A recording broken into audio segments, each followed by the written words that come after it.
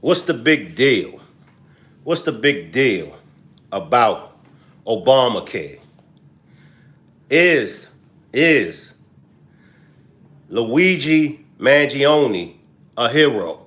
But before we get started with this demonstration, let me read my copyright disclaimer. Copyright disclaimer under Section 107 of the Copyright Act of 1976.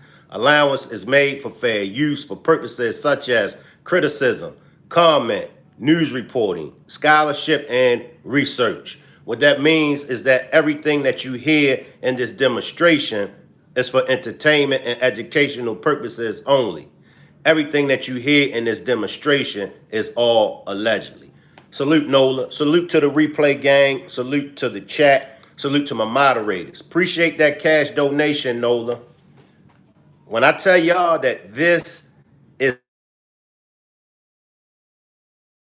going to be the best, I'm going to label this demonstration as the best demonstration that I've ever done.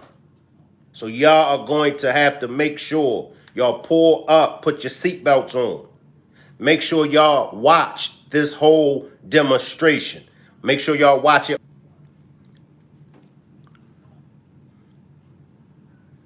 Make sure y'all watch this demonstration all the way through. As y'all can see, the glinchering is starting early.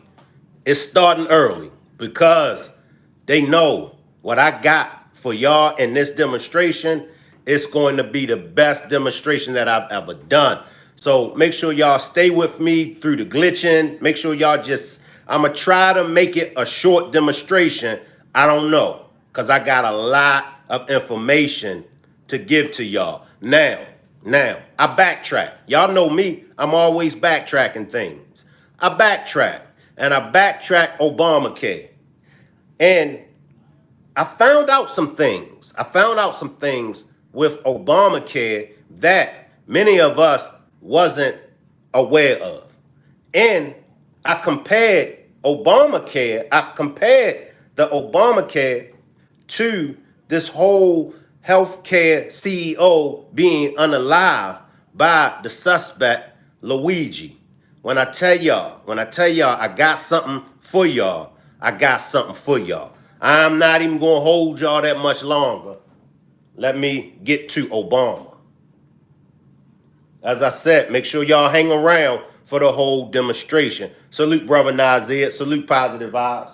And the maintenance man is working on my house. So, even through that, I'm still going to bring y'all this demonstration because this is how important this demonstration is.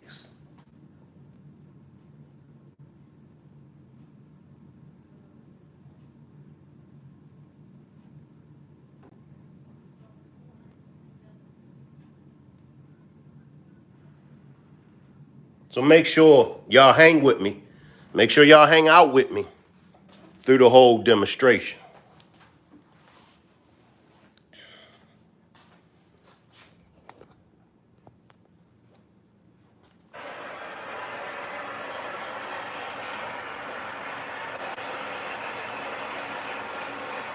That looks like a younger Joe Biden. Y'all do remember Biden was the vice president. So that looks like a more focused Joe Biden. But let's go. Our collective failure to meet this challenge, year after year, decade after decade, has led us to the breaking point. Everyone understands the extraordinary hardships that are placed on the uninsured, who live every day just one accident or illness away from bankruptcy. These are not primarily people on welfare. These are middle-class Americans. Some can't get insurance on the job. Others are self-employed and can't afford it, since buying insurance on your own costs you 3 times as much as the coverage you get from your employer.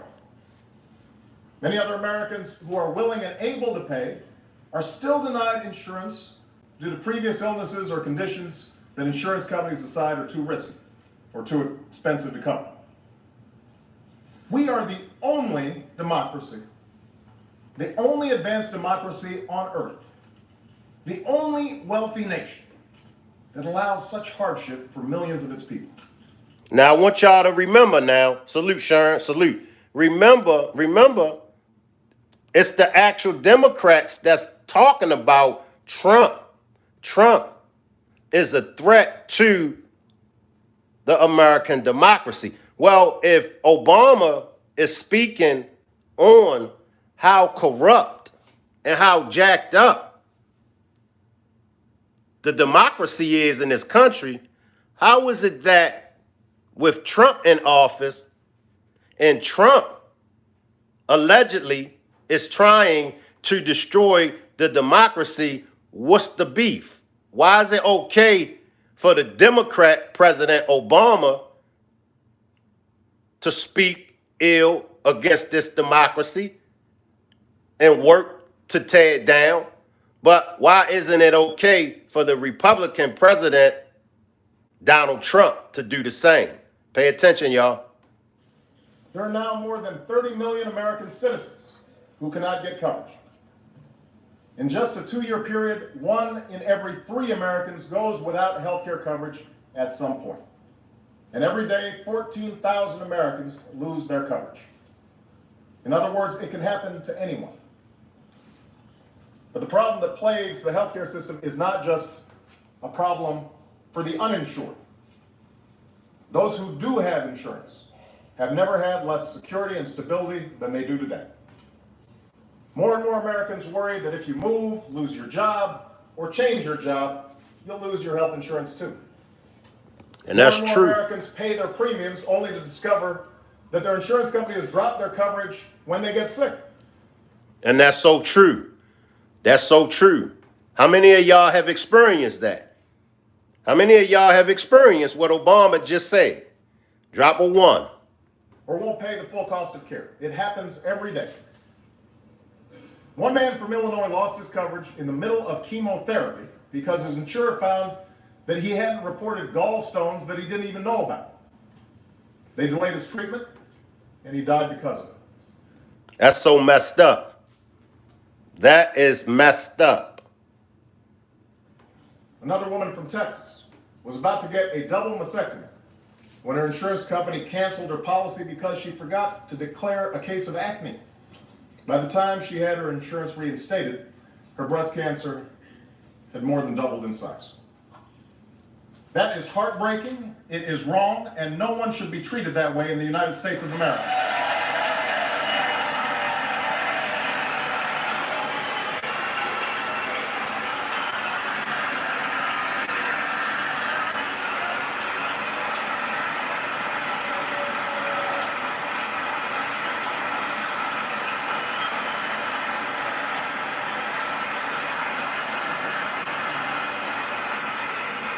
So far, Obama is hitting the nail on the head when it comes to the healthcare in this country. So why are so many people against Obamacare, right? I'm gonna let them finish. And by the way, I was in agreement with Obamacare. I didn't see anything wrong with Obamacare. This was one of the things that I believe Obama did, which was. Then there's the problem of rising costs. We spend 1.5 times more per person on healthcare than any other country, but we aren't any healthier for it. Let me backtrack. Why is that? All the money that we spent on healthcare, we are number 4. Is it 43? I'm not sure what it was when Obama was in office and running for office, but I know today we are ranked 43 throughout the whole world when it comes to these health issues that the Americans are dying from. Why is that? When all the money that all the money that Americans spend on health care, why are we still dying at a large rate?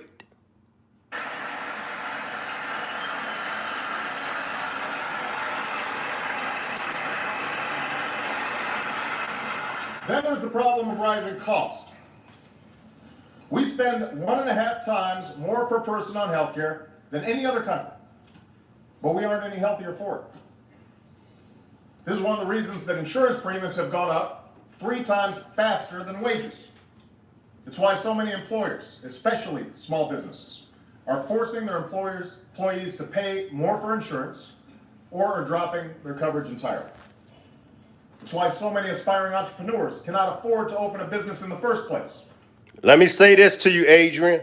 First, I'm going to salute you and welcome you to the platform. But I suggest you sit back, chill, relax, put your seatbelt on, check the temperature before you speak. Before you speak, check the temperature. Find out exactly what's being said. All right? And why American businesses that compete internationally, like our automakers, are at a huge disadvantage. And it's why those of us with health insurance are also paying a hidden and growing tax for those without it. About $1,000 per year that pays for somebody else's emergency room and charitable care. Finally, our healthcare system is placing an unsustainable burden on taxpayers. This demonstration is not about Trump. This demonstration is not about Trump. So I don't want to hear nothing. I don't want to hear nothing in this demonstration about what Trump did and what Trump didn't do. I got plenty of demonstrations where I talk good about Trump.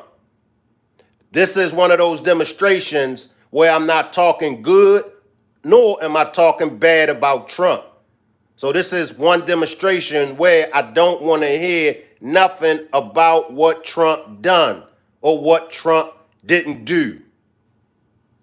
When healthcare costs grow at the rate they have, it puts greater pressure on programs like Medicare and Medicaid. If we do nothing to slow these skyrocketing costs, we will eventually be spending more on Medicare and Medicaid than every other government program combined. Put simply, our healthcare problem is our deficit problem. Nothing else even comes close. Nothing else.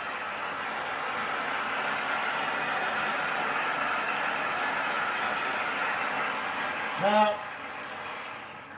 these are the facts. Nobody disputes them. Now we're going to stay right there, and I'm going to come back to them. Now, those were the facts. And if y'all notice, nobody has never tried to dispute any of those facts that Obama just gave us. All you ever hear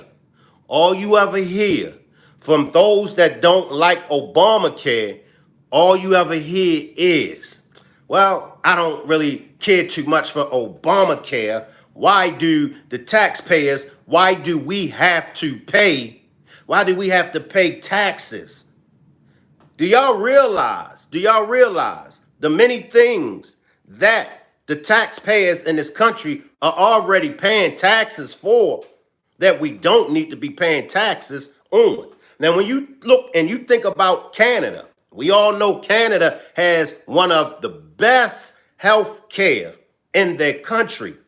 Canada citizens pay taxes. Did y'all know that? Do your homework. I'm not going to do the homework for y'all, but ask yourself why Canada has one of the world's greatest healthcare industries, and they citizens pay taxes for their healthcare, for the citizens' healthcare. But why is it with us? Why is it when Obama came with the Obamacare, why did we all get upset? Not all, but why did some get upset? We already pay tax and many things we don't know about, so we should just pay more. I don't know where you're going at with that comment, America first. Canada also pays way more tax than us. But when you look at the health, Canada don't have a health crisis. You understand? But America do. You go to Canada. They don't suffer from the health illnesses, the sicknesses that we suffer from. What you got to say about that? We know we must reform this system. The question We must reform the system. is how? Now, there are those on the left who believe that the only way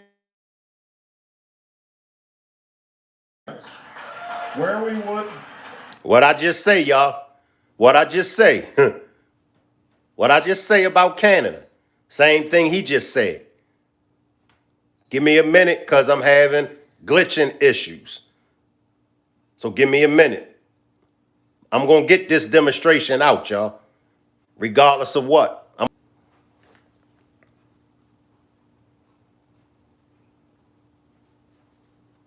fix the system is through a single-payer system like Canada's, where we would severely restrict the private insurance market and have the government provide coverage for everybody. On the right, there are those who argue that we should end employer-based systems and leave individuals to buy health insurance on their own. I have to say that there are arguments to be made for both these approaches. But either one would represent a radical shift that would disrupt the healthcare most people currently have. Since healthcare represents 1/6 of our economy, I believe it makes more sense to build on what works and fix what doesn't, rather than try to build an entirely new system from scratch.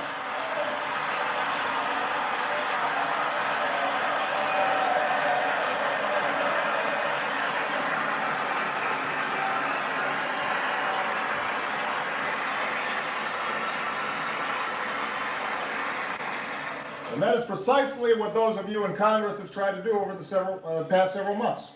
Are y'all listening to him? I wonder what he's about to say about Congress. Are y'all listening? I wonder what he's about to say about Congress.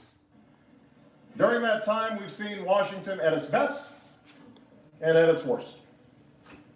We've seen many in this chamber work tirelessly for the better part of this year to offer thoughtful ideas about how to achieve reform. Of the 5 committees asked to develop bills, 4 have completed their work, and the Senate Finance Committee announced today that it will move forward next week. That has never happened before. Our overall efforts have been supported by an unprecedented coalition of doctors and nurses, hospitals, seniors groups, and even drug companies, many of whom opposed reform in the past. And there is agreement in this chamber on about 80% of what needs to be done, putting us closer to the goal of reform than we have ever been. But what we've also seen in these last months is the same partisan spectacle that only hardens the disdain many Americans have towards their own government. Instead of honest debate, we've seen scare tactics. Some have dug into unyielding ideological camps that offer no hope of compromise. Too many have used this as an opportunity to score short-term political points, even if it robs the country of our opportunity to solve a long-term challenge. And out of this blizzard of charges and countercharges, confusion has reigned. Well, the time for bickering is over. The time for games has passed. Now is the season for action. Now is when we must bring the best ideas of both parties together and show the American people that we can still do what we were sent here to do. Now is the time to deliver on health care. And I always felt as though Obama was an excellent speaker. I always gave him his flowers on how well of a spokesperson he was, and he still is. Now is the time to deliver on health care. The plan I'm announcing tonight would meet 3 basic goals. It will provide more security and stability to those who have health insurance. It will provide insurance for those who don't. And it will slow the growth of healthcare costs for our families, our businesses, and our government.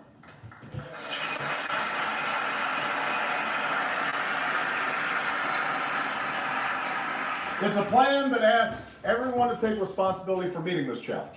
Not just government, not just insurance companies, but everybody, including employers and individuals.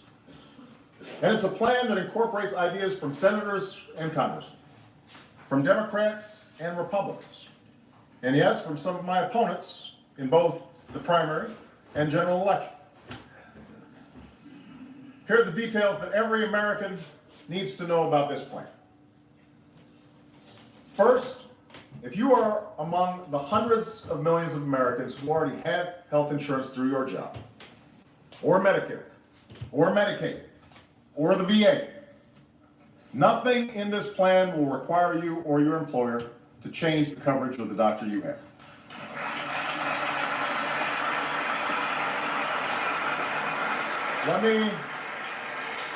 Let me repeat this. Nothing in our plan requires you to change what you have. What this plan will do is make the insurance you have work better for you. Now, I'm going to stop it right there. Now, when it comes to healthcare, right? What triggered the healthcare CEO killer, Luigi Mangione? What triggered him to take the life of the healthcare CEO? What triggered him? And if you notice, when Obama was in office, we didn't have any major healthcare issues. The only issues that we had was those that disapprove of Obamacare. But those that received Obamacare, you never heard any problems coming from them. So if Obamacare was so bad, how come there were no cases of people that was receiving Obamacare?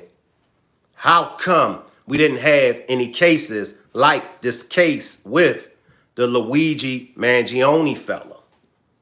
Now, allegedly, the CEO was involved. And this is allegedly, but the CEO that lost his life was involved in a bigger conspiracy. It's a bigger conspiracy behind Luigi Mangione taking that healthcare CEO's life. Meditate on that, and I'm going to come right back. Meditate on that. It seems like the less talking that I do, YouTube don't mess with my numbers. So I'm trying to, do as less talking as possible, because the more talking that I do, YouTube messes with my numbers. Under this plan, it will be against the law for insurance companies to deny you coverage because of a pre-existing condition. I'm going to backtrack it. If y'all know, this was one of the things that Luigi Mangione was referring to as far as being denied. I believe it was 3 words that he had written down, and one of those words were deny. According to Obama,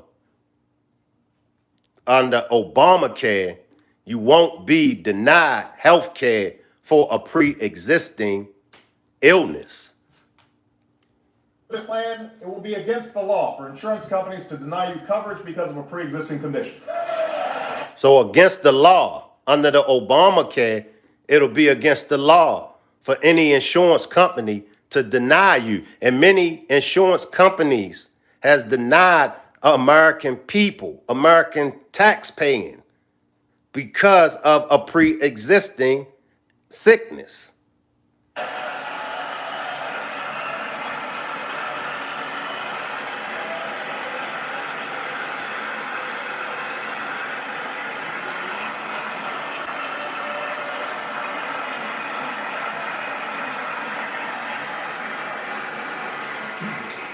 As soon as I sign this bill, it will be against the law for insurance companies to drop your coverage when you get sick or water it down when you need it the most. And I'll ask again, why was so many people upset with Obamacare? Why are so many people against Obamacare? According to what Obama is telling us, Obamacare seems like the insurance to have. But why were so many people against it?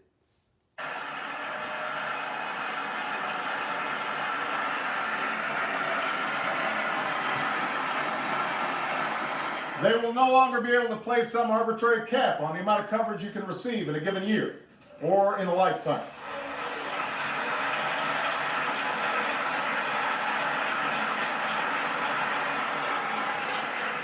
We will place a limit on how much you can be charged for out-of-pocket expenses, because in the United States of America, no one should go broke because they get sick.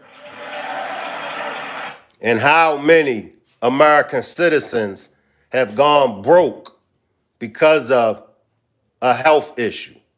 How many American citizens have to choose between paying their bills, getting a decent meal, and paying for their medication, paying their copay? Why is there even a copay? If you are paying monthly for health insurance, why is it still a copay? Somebody answer that question.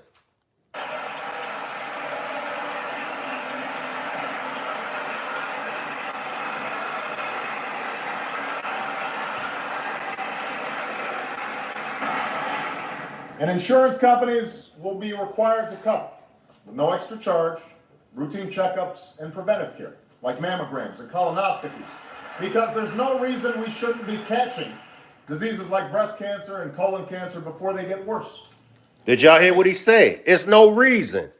It's no reason why we shouldn't be catching breast cancer. It's no reason why we shouldn't be catching these diseases before they get worse. As I said, this was one of the things when it came to Obama. I was always for the Obamacare. I always felt like Obama with the Obamacare, I always felt like that definitely was a good thing. Sharon says, my opinion, he was in pain and couldn't handle the bills. Since it saves money and it saves lives.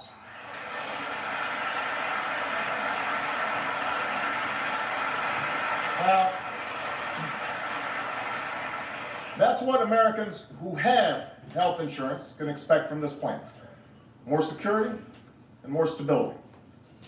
Now, if you're one of the tens of millions of Americans who don't currently have health insurance, the second part of this plan will finally offer you quality, affordable choices. If you lose your job or you change your job, you'll be able to get coverage. If you strike out on your own and start a small business, you'll be able to get coverage. We'll do this by creating a new insurance exchange, a marketplace where individuals and small businesses will be able to shop for health insurance at competitive prices. Insurance companies will have an incentive to participate in this exchange because it lets them compete for millions of new customers. As one big group, these customers will have greater leverage to bargain with the insurance companies, and government employees get affordable insurance. It's how everyone in this Congress gets affordable insurance, and it's time to give every American the same opportunity that we give ourselves.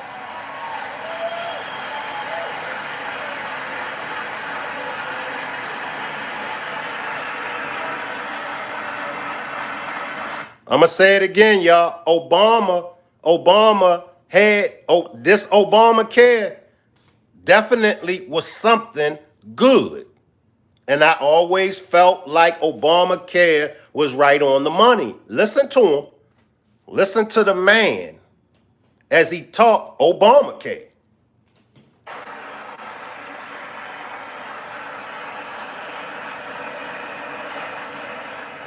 For those individuals and small businesses who still can't afford the lower priced insurance available in the exchange, we'll provide tax credits, the size of which will be based on your need. And all insurance companies that want access to this new marketplace will have to abide by the consumer protections I already mentioned. This exchange will take effect in 4 years, which will give us time to do it right. In the meantime, for those Americans who can't get insurance today because they have pre-existing medical conditions, We will immediately offer low-cost coverage that will protect you against financial ruin if you become seriously ill. This was a good idea when Senator John McCain proposed it in the campaign. It's a good idea now, and we should all embrace it. According to Obama, let me backtrack and let me make sure I hear what Obama says. McCain proposed it in the campaign.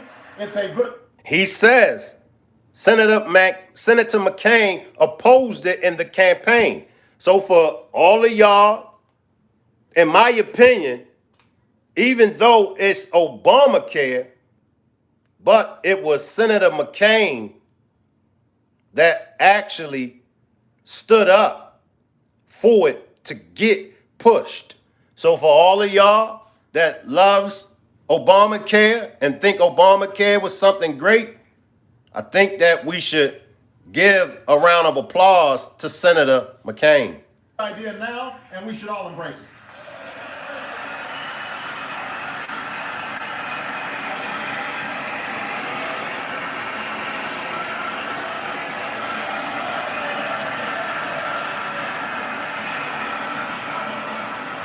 And as I stated, what made Luigi Mangione, give me a minute, y'all, give me a minute.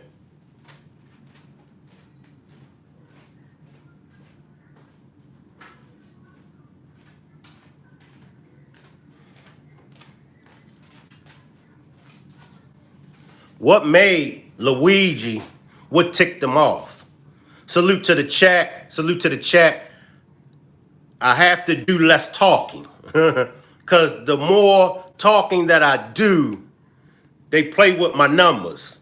So I'm only going to be brief when I do a little talking. But we're going to get to was or is, that's a better word, is Luigi Mangione, is he a hero? Also, right now, we're speaking on Obamacare. And for many of you all that was against Obamacare, pay attention. Let me get back, y'all. Let me get back. Salute Kiki. Salute Bronze. I see y'all down there. Now, even if we provide these affordable options, there may be those, especially the young and the healthy, who still want to take the risk and go without coverage. There may still be companies that refuse to do right by their workers by giving them coverage. The problem is such irresponsible behavior costs all the rest of us money. If there are affordable options and people still don't sign up for health insurance, it means we pay for these people's expensive emergency room visits. If some businesses don't provide workers health care, it forces the rest of us to pick up the tab when their workers get sick. And I'll say it again. Let me let them finish. Gives those businesses an unfair advantage over their competitors. And unless everybody does their part, many of the insurance reforms we seek, especially requiring insurance companies to cover pre-existing conditions, just can't be achieved. And that's why under my plan, individuals will be required to carry basic health insurance, just as most states require you to carry auto insurance.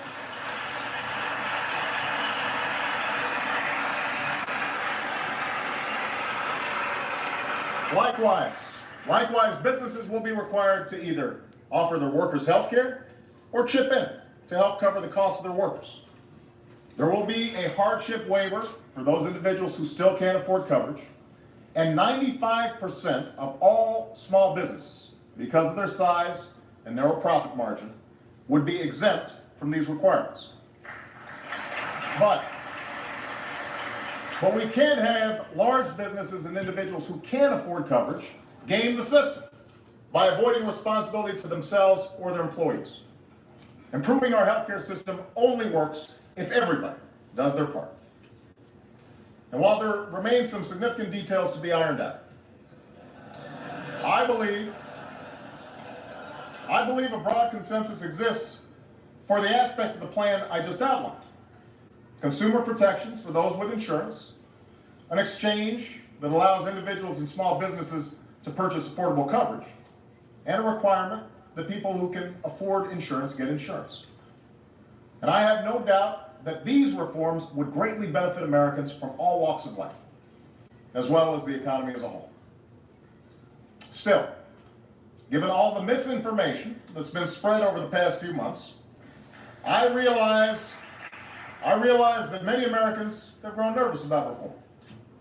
So tonight I want to address some of the key controversies that are still out there. Some of people's concerns have grown out of bogus claims spread by those whose only agenda is to kill reform at any cost. The best example is the claim, made not just by radio and cable talk show hosts, but by prominent politicians, that we plan to set up panels of bureaucrats with the power to kill off senior citizens. Now, such a charge would be laughable if it weren't so cynical and irresponsible. It is a lie, plain and simple.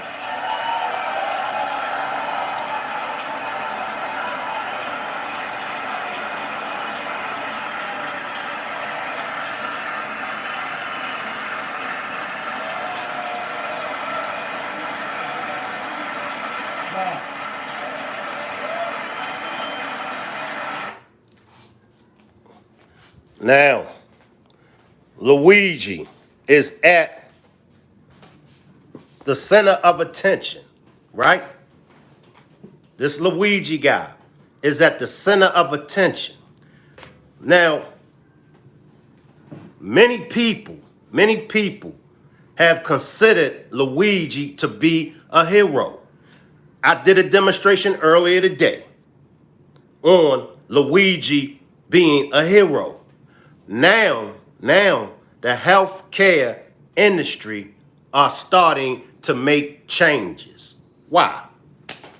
Why did it take the healthcare CEO to lose his life? They already know. Go back to Obama. This is Obama talking.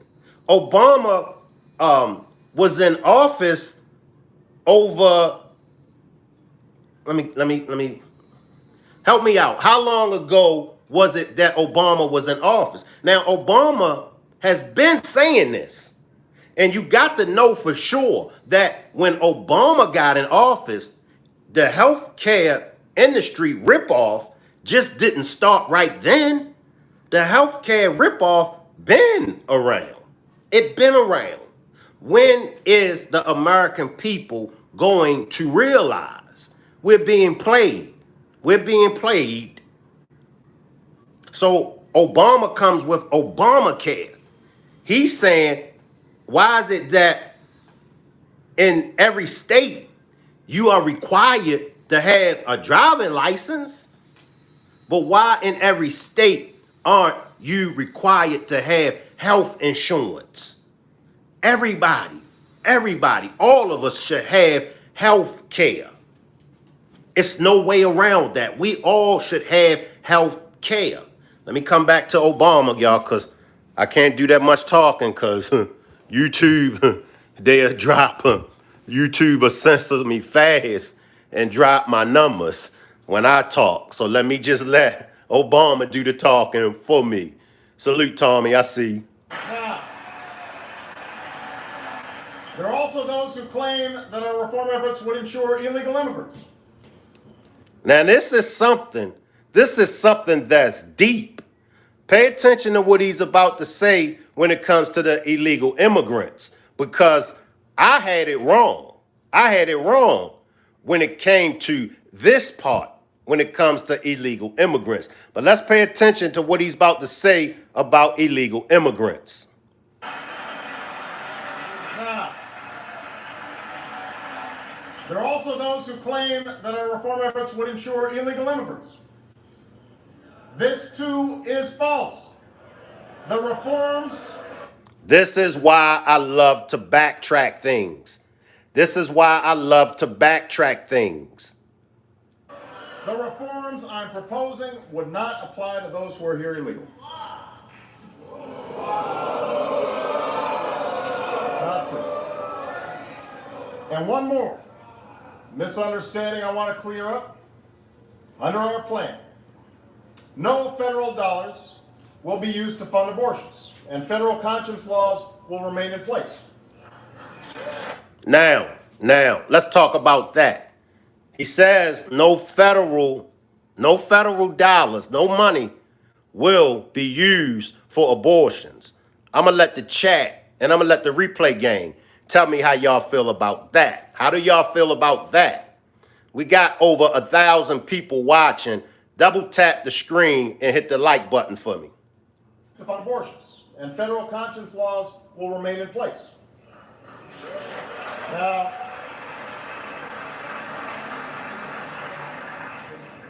my healthcare proposal has also been attacked by some who oppose reform as a government takeover of the entire healthcare system.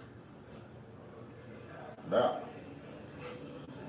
as proof, critics point to a provision in our plan that allows the uninsured and small businesses to choose a publicly sponsored insurance option, administered by the government, just like Medicaid or Medicare. So, let me set the record straight. My guiding principle is, and always has been, that consumers do better when there's choice and competition. That's how the market works.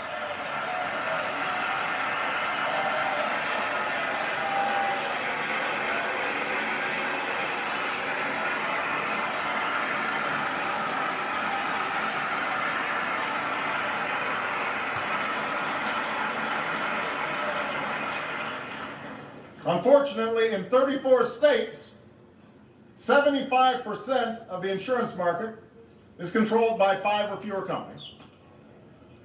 In Alabama, almost 90% is controlled by just one company.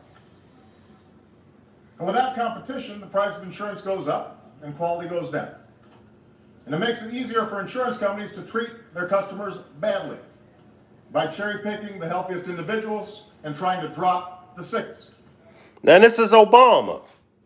This is Obama speaking about the healthcare providers, the insurance companies treating the people bad. I'll ask y'all again. Is Luigi Mangione a hero? Drop a 1 in the chat if you think Luigi Mangione is a hero. Drop a 2 if you think that he isn't. Positive Vibe says everybody does good if there is options and good selection to choose from. Kiki dropped the 1. BR549 says he's a plant. I spoke on that earlier today, BR549, as far as him being a plant. Why do I lean towards him being a plant? I mean, come on. 5 days later, you still have the weapon that you use in the crime? Natalie says 1.5. Appreciate you, BR549. Appreciate you. By overcharging small businesses who have no leverage, and by jacking up rates. Insurance executives don't do this because they're bad people. They do it because it's profitable. Stop right there. He's sure that they don't do it because they're bad people. They do it because it's profitable. Give me a second, y'all.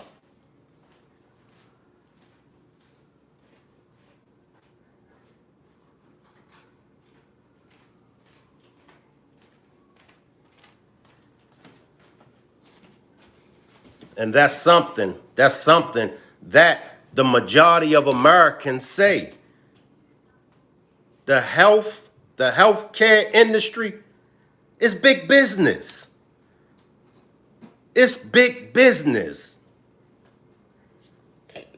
Zombie Joe says, not necessarily a hero, but an ending result. Natalie says, bingo. Natalie says, stakeholders and bottom line. Ryan says, definitely a 1 to a whole group of people. It's a lot of people. Now, for the ladies, and I ain't hating. Nice looking guy, all right? But for the ladies, the only reason why most of the ladies is saying that he's a hero is because he look good, you know? And I ain't no hater, but for the fellas, for the men, we ain't looking at my man like that. Salute, Cynthia. Salute, Cynthia. So it's the ladies All right, and Positive Vibe says he has some hair. But for the ladies, most of the ladies are considering him a hero because my man looks good. But for the men, yeah, Kiki, I know I like his eyebrows.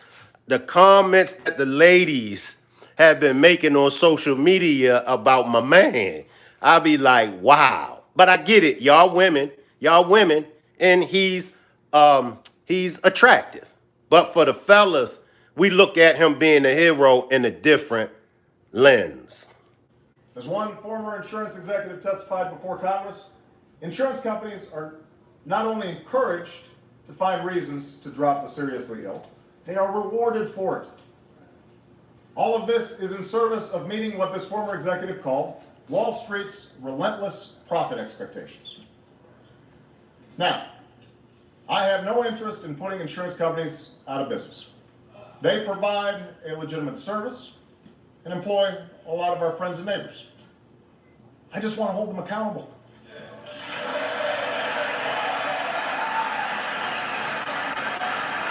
And I will say, when it comes to Donald Trump, there's some things that I agree with. There's some things I disagree with. When it comes to Obama, there were some things that I disagreed with when it comes to Obama. But when it came to Obamacare, I agreed on it. I was with it. Drop a one. Drop a one if y'all agree on Obamacare. Drop a two if y'all dislike Obamacare.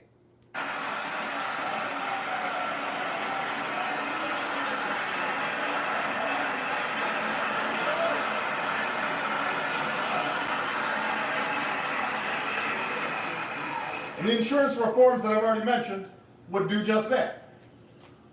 But an additional step we can take to keep insurance companies honest is by making a not-for-profit public option available in the insurance exchange.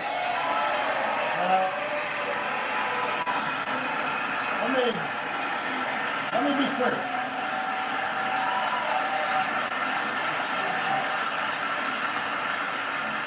Let me be clear. It would only be an option for those who don't have insurance. No one would be forced to choose it. And it would not impact those of you who already have insurance. In fact, based on Congressional Budget Office estimates, we believe that less than 5% of Americans would sign up. Despite all this, the insurance companies and their allies don't like this idea. They argue that these private companies can't fairly compete with the government. And they'd be right if taxpayers were subsidizing this public insurance option. But they won't be. I've insisted that, like any private insurance company, the public insurance option would have to be self-sufficient and rely on the premiums it collects. But by avoiding some of the overhead that gets eaten up at private companies by profits, excessive administrative costs, and executive salaries, it could provide a good deal for consumers. It would also keep pressure on private insurers to keep their policies affordable and treat their customers better. The same way public colleges and universities provide additional choice and competition to students without in any way inhibiting a vibrant system of private colleges and universities. Now,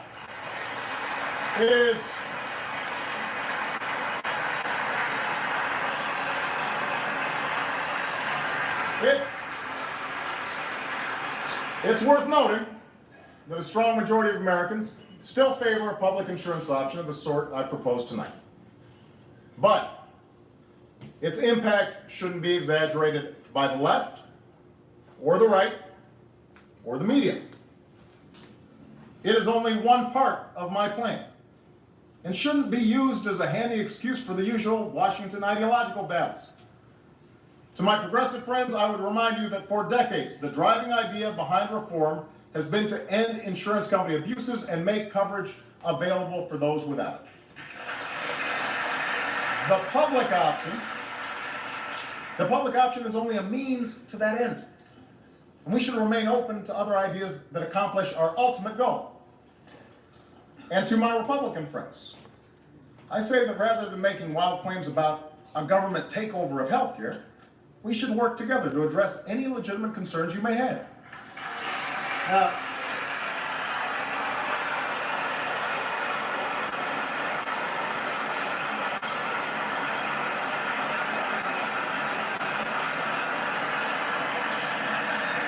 And another thing that I gave Obama credit for, he's a smooth talker. He's very intellectual when it comes to speaking. That was something that I never took from Obama. There were other things that I disagreed, but I never took from him that he was a smooth talker. He was very smooth, very intellectual, really knows how to captivate the audience. For example, some have suggested that the public option go into effect only in those markets where insurance companies are not providing affordable policies. Others have proposed a co-op or another nonprofit entity to administer the plan. These are all constructive ideas worth exploring. But I will not back down on the basic principle that if Americans can't find affordable coverage, we will provide you with a choice. Let me take some comments, y'all.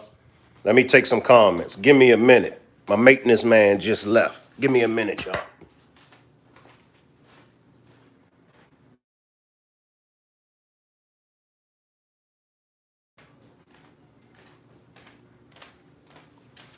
Let me see what the chat's saying. Zombie Joe says, especially the way Obama talked about it being a competitor against normal health care, but it's still poor than taxes. BR549 says, Big Mike pissed. Zombie Joe says, Obama was definitely a smooth talker. So much so, and this is something I learned recently, he was given the Nobel Peace Prize before he even did anything in office. Eartha says, smooth operator. BR549 says, look how he aged compared to Trump. Zombie Joe says, and then he started getting into Middle East. We all know how that went. Good points. Y'all make some good points. And remember, y'all, I don't want to speak on Trump. All right. This demonstration is about Obamacare and also Mangione being a hero.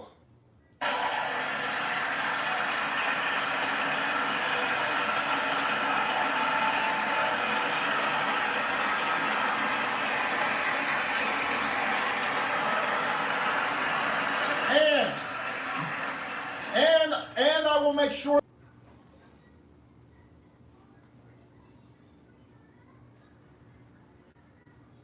Andrew says, I think Obamacare should stay.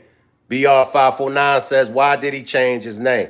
I'm with you, Andrew. I'm with you. I think Obamacare should stay too.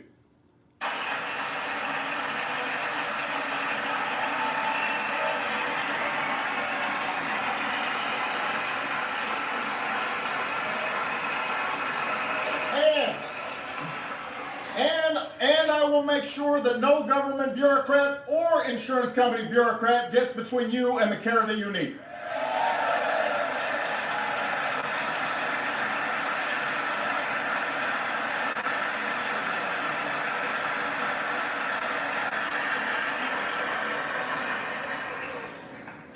Finally, let me discuss an issue that is a great concern to me, to members of this chamber, and to the public. That's how we pay for this plan. And here's what you need to know. First, I will not sign a plan that adds one dime to our deficits, either now or in the future.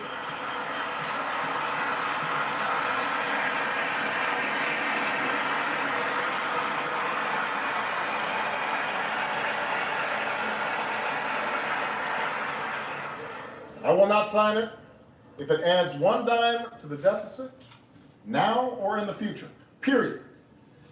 And to prove that I'm serious, there will be a provision in this plan that requires us to come forward with more spending cuts if the savings we promised don't materialize. Now,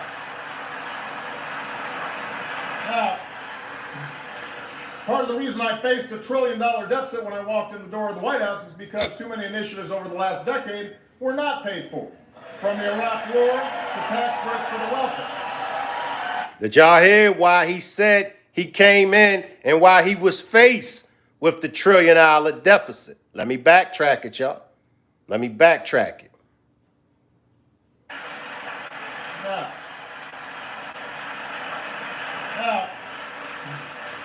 part of the reason I faced $1 trillion deficit when I walked in the door of the White House is because too many initiatives over the last decade were not paid for. From the Iraq War to tax breaks for the wealthy.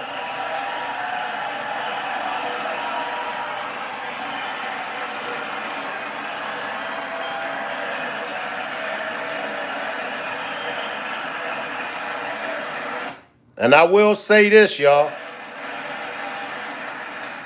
I will not make that same mistake with healthcare. I will say this.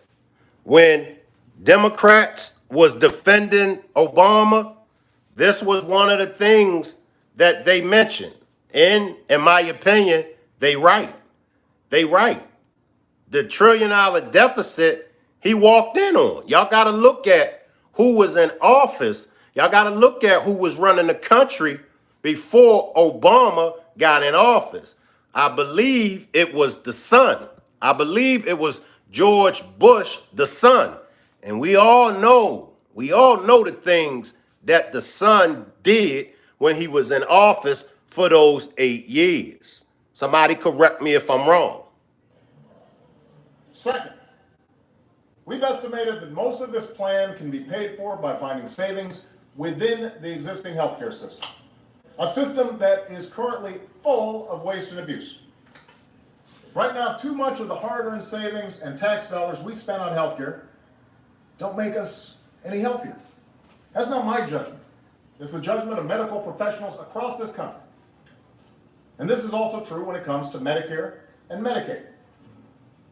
In fact, I want to speak directly to seniors for a moment, because Medicare is another issue that's been subjected to demagoguery and distortion during the course of this debate. More than 4 decades ago, this nation stood up for the principle that after a lifetime of hard work, our seniors should not be left to struggle with a pile of medical bills in their later years. That's how Medicare was born. And it remains a sacred trust that must be passed down from one generation to the next. And that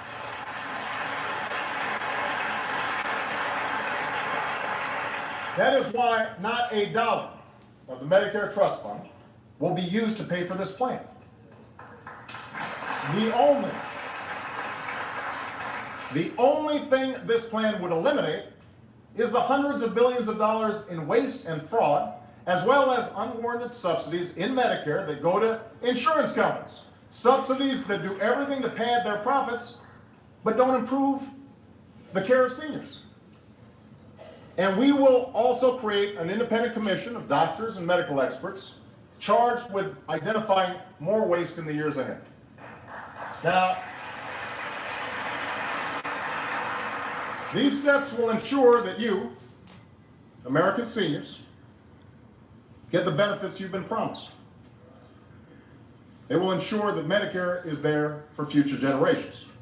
And we can use some of the savings to fill the gap in coverage that forces too many seniors to pay thousands of dollars a year out of their own pockets for prescription drugs.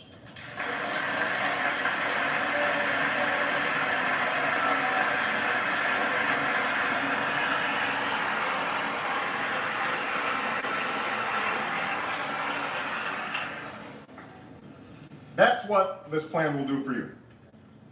So don't pay attention to those scary stories about how your benefits will be cut, especially since some of the same folks who are spreading these tall tales have fought against Medicare in the past, and just this year supported a budget that would essentially have turned Medicare into a privatized voucher program. That will not happen on my watch. I will protect Medicare.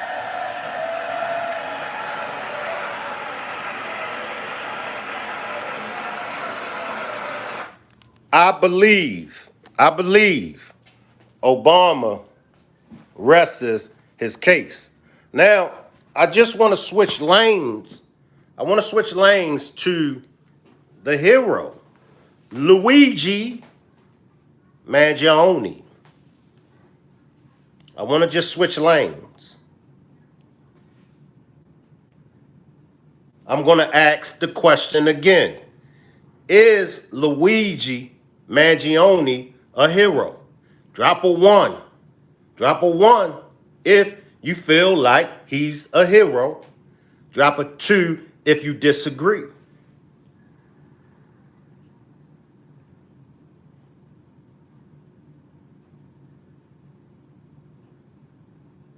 I'll say it again.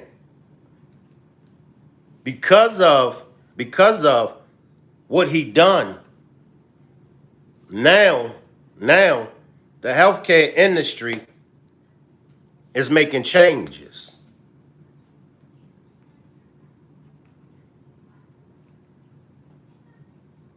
And if we listen to Obama and his Obamacare, that's what he spoke about. He spoke about the same things that Luigi spoke about. Do y'all know that he had a video, but they took the video down? The video was supposed to have been had released, I believe, today on his social media, but they took it down.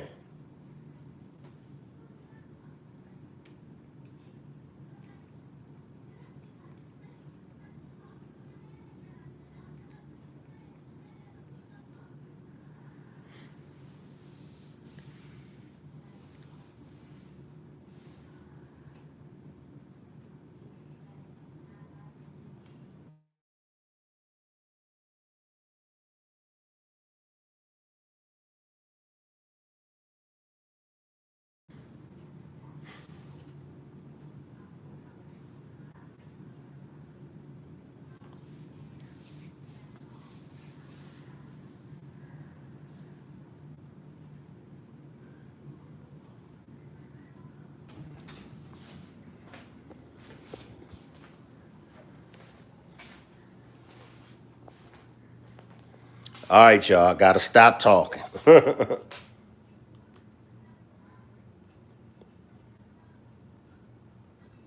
Zombie Joe says, I don't particularly think he's a hero.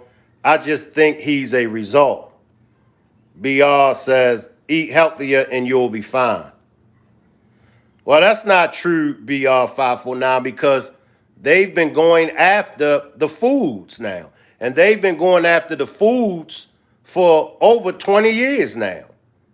U.S. Nas Nosy says, if you were someone who didn't like to carry medical insurance, you were fine every year. Hero. The real hero in this story is the person who called 911 at McDonald's this morning. Now, I want to stop right there. Because the person, if y'all don't know it or not, the person that called 911 and reported Luigi, they are trying to prevent this so-called hero that he is speaking of. They're trying to prevent the 911 caller from receiving the reward money. They're trying to stop him from getting the $60,000 reward money, he or she. They're trying to say that the person didn't call the tip line. I think it's ridiculous also, Zombie Joe. They're trying to say, well, he called 911 and he was supposed to, or she was supposed to have called the tip line. You can't make this up, y'all. And y'all wonder why people snap. Y'all wonder why people do the things that they do when people do these type of things to them. Give that person that $60,000 reward money. Go ahead and give it to him. This killer was not a hero. He should not be hailed. The suspect at the center of the shocking killing of United Healthcare CEO Brian Thompson is now officially charged with his murder. We're going to be talking about Luigi Mangione, and since his arrest, shocking details have emerged about this Ivy League graduate's seeming fall from grace, from his powerful family ties to the chilling circumstances of how he was caught. Here's everything we know about the man who allegedly killed the CEO of one of the largest health insurance companies in the country. Welcome to Sidebar, presented by Law and Crime. I'm Jesse Weber. Shout out to Law and Crime Sidebar. Shout out to Law and Crime Sidebar. And this is why I say it all the time. You can never judge a book by its cover. You be surprised of those that commit crimes. You be surprised. Like Luigi, I mean, let me let my man get into it. But we all know that Luigi, he comes from a two-parent household. He comes from a wealthy family. He is no dummy himself. He's very educated. So what would make him give his life? In my opinion, he sacrificed his life. He sacrificed his life for other people to be able to enjoy their lives. That's just my perspective on it. Mangione was arrested after being deemed a person of interest in the death of United Healthcare CEO Brian Thompson.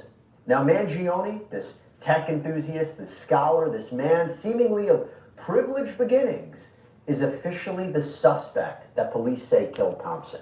And this all happened in just a day, yesterday, following a harrowing multi-day manhunt that led to Mangione's arrest in Altoona. This is a city in western Pennsylvania. And after he was arrested, Mangione made his first court appearance yesterday, where he was arraigned on the 5 charges that he's facing in Pennsylvania: forgery, carrying a firearm without a license, tampering with identification, possessing instruments of a crime, and providing false identification to law enforcement authorities. Now, he didn't enter a plea on those charges. He's being held without bail. But really what we have to consider are these are more placeholder charges. Really what we are concerned about is the crime that he allegedly committed in New York. Why do I say that? Because late last night we learned that Luigi Mangione was officially charged in Manhattan with second-degree murder, gun offenses, and forgery. Now, of course, eventually he'll have to... Give me a minute, y'all. Zombie Joe says, did you hear that Starbucks CEO is deciding not to raise the prices of their drinks for next year because of this situation? Never thought of the day.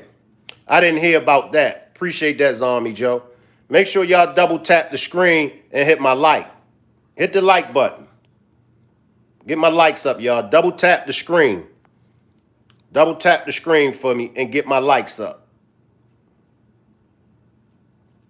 Manhattan with second-degree murder, gun offenses, and forgery. Now, of course, eventually he'll have to be extradited. There'll have to be a grand jury indictment, and that is the way that this case will progress towards a trial. But right now, you can charge someone and arrest someone pre-indictment. But I will tell you one other thing. In New York, the reason he's charged with second-degree murder, not first-degree murder, second-degree murder is just an intentional killing of another person. And the reason it's not first degree is because first degree is a little bit more specific. Like the victim had to have been a certain kind of person, a police officer, a firefighter. The killing had to happen maybe in a prison. There are different specific categories, and it doesn't seem at this point that first degree murder applies. But listen, second degree murder can carry 15 to 25 years to life in prison. By the way, our plan is to stay on top of this story as much as we possibly can. And for that, I have to call out Upside, our sponsor who helps support this episode. Now, if you don't know what Upside is, it is awesome. It is... Now, I know a life was taken. I know a life was taken. And my condolences goes out to the family of the healthcare CEO that lost his life. Here's the thing, y'all. Here's the thing. You cannot be playing with people's lives. You can't be playing around with people. You can't. You just can't be. Now, the CEO, and I'm not going to give a demonstration. I'm not going to get into the CEO, the healthcare CEO that lost his life. I'm not going to get into that on this demonstration. However, I will do a demonstration on the healthcare CEO that lost his life. But I'm more focused on the suspect.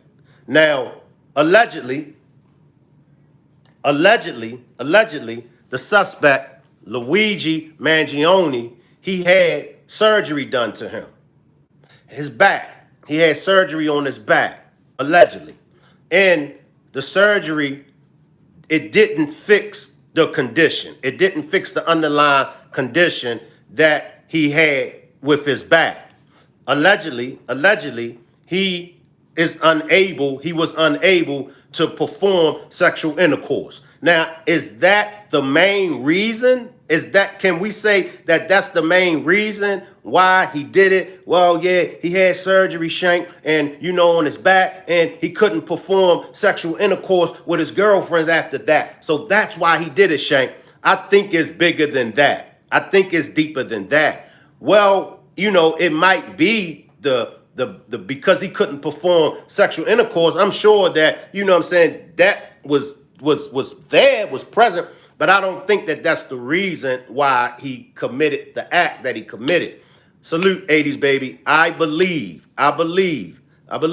Ryan says, I don't even think he's the shooter. And that's another thing we need to cover also. But I believe that if he is the one that's responsible, I do believe that he wanted to sacrifice his life for the betterment of American people. Now, it's all kind of speculations, discrepancies on, is that the one that actually did it? I know some people was mentioning that his eyebrows in that picture of the suspect, you can see the eyebrows is like, I think like there. But now in his mugshot, in the picture that we see of this guy, you can see that his eyebrows is almost connecting. So, and then like I said, for me, I'm just speaking for me, y'all. If I took somebody's life, 5 days later, you're not going to see me. I'm not going to have the weapon on me. I'm not going to still have those clothes on me if I took somebody's life. But there are other things, there's other discrepancies in the suspect, and we're going to cover those things. But as you can see, this is a picture of him. And as you can see, the eyebrows are thick. The eyebrows are almost connecting. Zombie Joe says, anyone with a brain will understand the risk of being in the healthcare industry. Similarly, I work with CPS.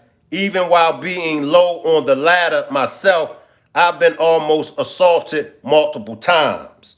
Now the question is this the person that took the life of the healthcare CEO? Do they have the right man? Do they have the right man? There are questions mounted about his background and how a promising Ivy League graduate could spiral from having such a bright future to now being a suspect in a high-profile murder case. So what we're going to do for you right now... Let me backtrack. Let me backtrack. Look. Now being a suspect... Okay. Now, it's not a real clear shot, but you can see that the eyebrows are far. They are far from connecting. You can see that. I can see that. If y'all look at the eyebrows aren't thick, nor are they connecting. But in his recent photos of him, his mugshot, the eyebrows are thick and they're almost connecting.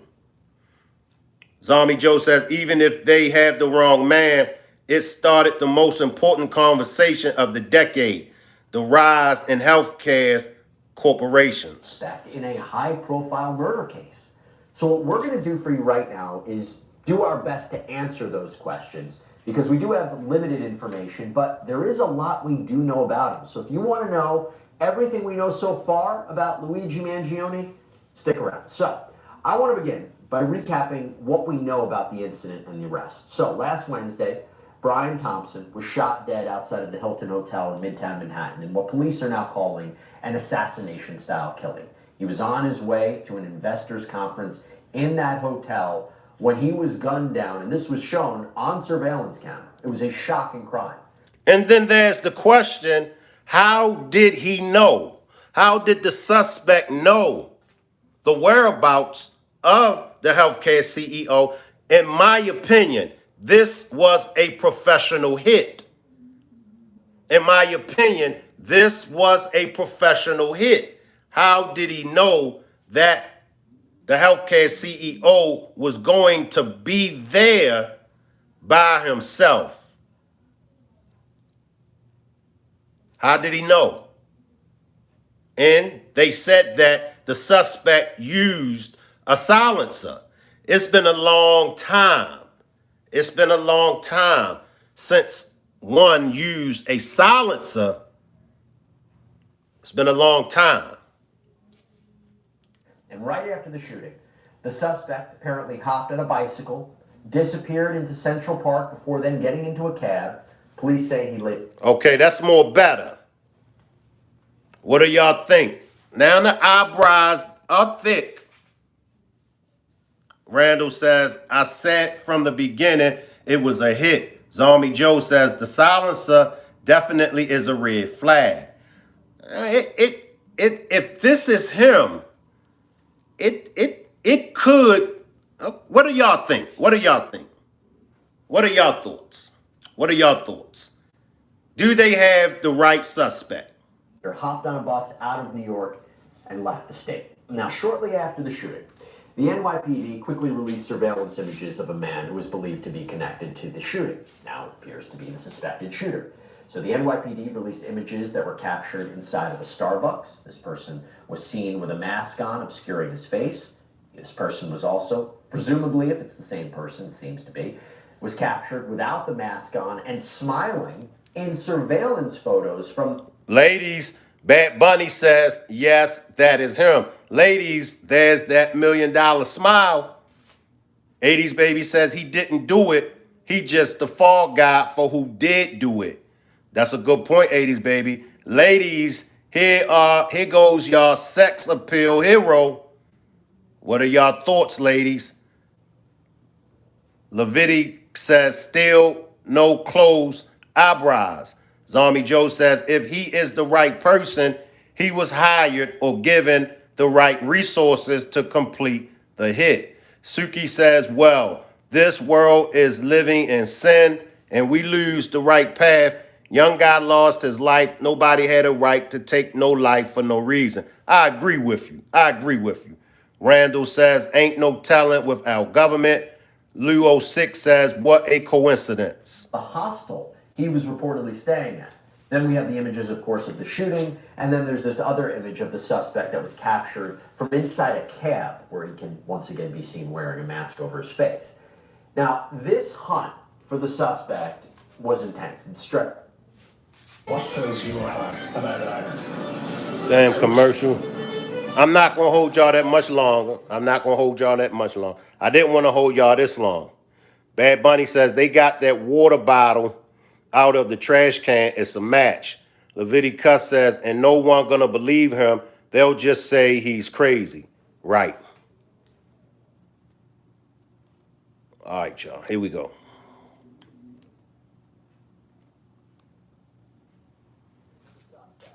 Was intense and stretched 6 days. Authorities were issuing a $10,000 reward for any information leading to the shooter. And when the FBI joined the search, they added another $50,000 for tips that would lead to an arrest and conviction. And then a major breakthrough came yesterday when a McDonald's employee in Altoona, Pennsylvania, called police. In fact, what happened was a customer reportedly told the employee that they recognized this guy who was sitting in the McDonald's in the back as appearing to be the same man released in the NYPD images. That's how important these surveillance photos seem to be in this case. And the police spoke about their interaction with the suspect at a news conference yesterday. The officer quickly recognized the male as the suspect from the shooting. And within several seconds of the first contact, he had asked the suspect if he had been in New York City recently. And that really invoked a physical reaction from the suspect. He became visibly nervous, kind of shaking at that question. And he didn't really answer it directly. So that statement alone really said a lot. And the suspect didn't have to say a lot after that question to show that he was very nervous at that point. And Mangione was officially taken into custody. Now, police say that he was in possession of something known as a ghost gun, which is essentially a homemade firearm that you can actually assemble yourself. And the most alarming part about it is it can't be traced. And the weapon appeared to be 3D printed. And along with the gun, Mangione also had a suppressor on it. And one of the things we've been wondering is, where is this murder weapon? Where is this gun? There were teams that were diving in Central Park trying to find it in the water there, but it seems, based on this information, it was on the suspect. Also reportedly on Mangione were several fake IDs, including this counterfeit New Jersey driver's license that appears to match the one that was used by the suspect at that Manhattan hostel that I mentioned on the night before Thompson's murder. And now you can see why he is charged with what he's charged with in Pennsylvania. Why? Why? Why would he still have in his possession? Why? You still got the weapon that you used to take this man's life. You still got it in your possession. You got the fake ID. Those are the first two things I'm getting rid of. Those are the first two things I'm going to get rid of. The weapon, it's going to go immediately. As soon as I pull off the caper, salute Capricorn Chronicles, as soon as I, do them in.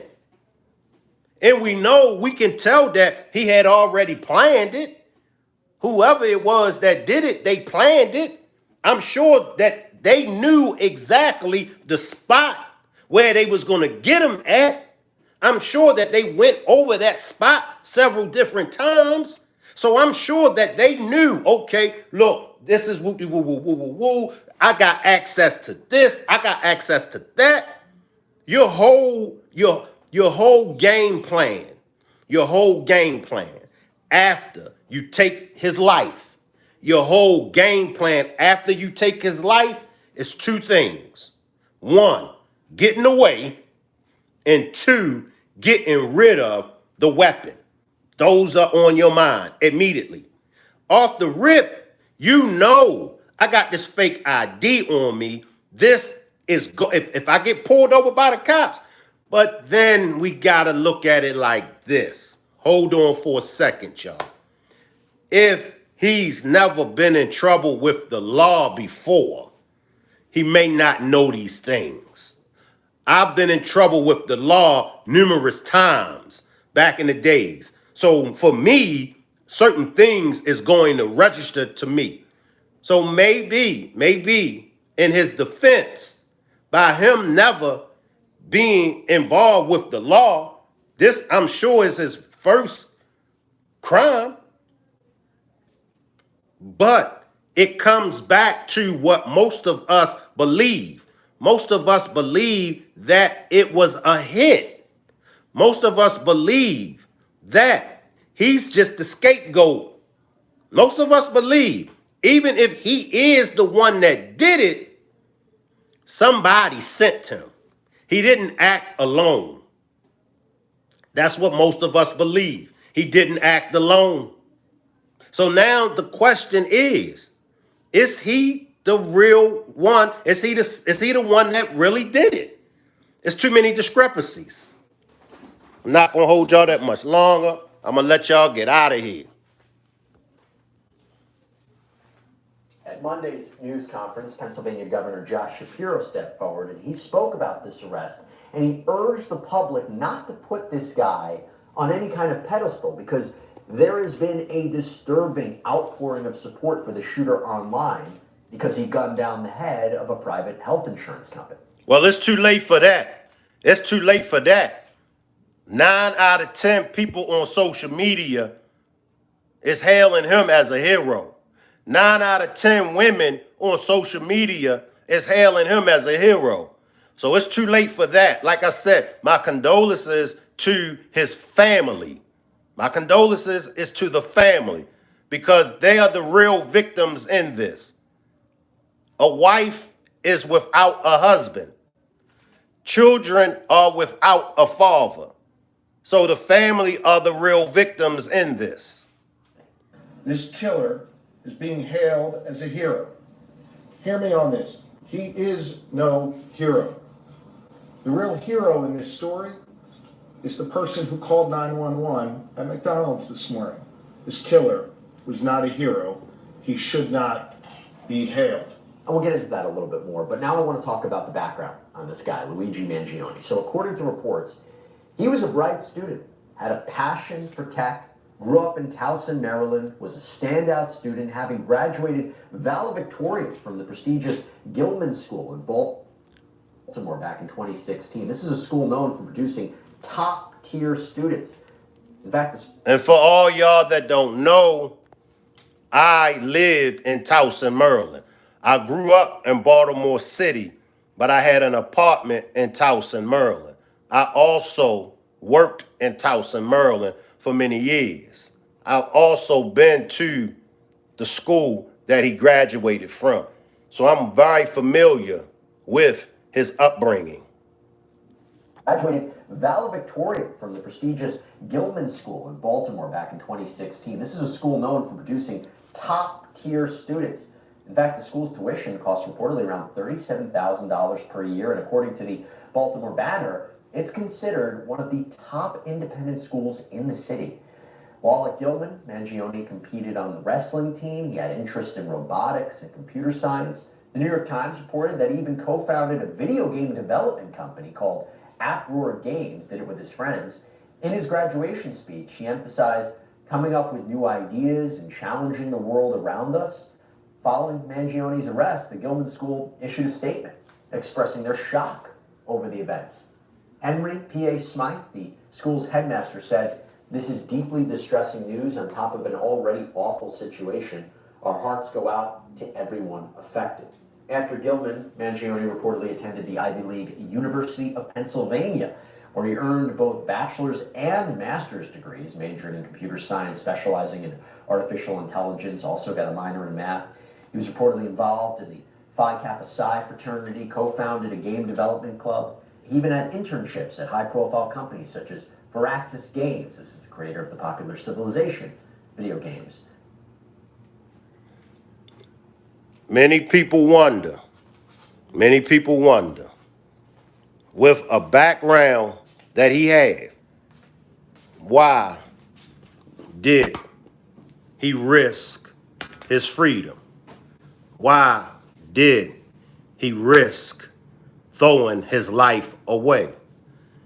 Why did he take the life?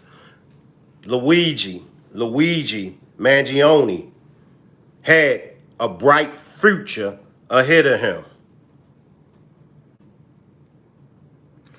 Leviticus says, now I'm not sure that's the kind of guy that could turn AI against the world. It makes you think, and you can't put it past him. You can't put nothing past nobody. But the $1 million question is, why? Why? If it's him, why did he do it?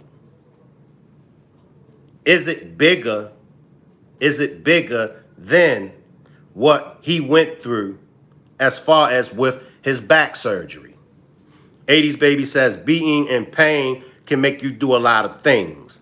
And you know, I feel your pain, 80s Baby, because we both suffer from the same illness and the pain that I go through. I'm in pain right now. Right here hurts. Right there hurts. My back hurts. I'm in pain all day long. Sometimes I just sit. Sometimes I have to do like this.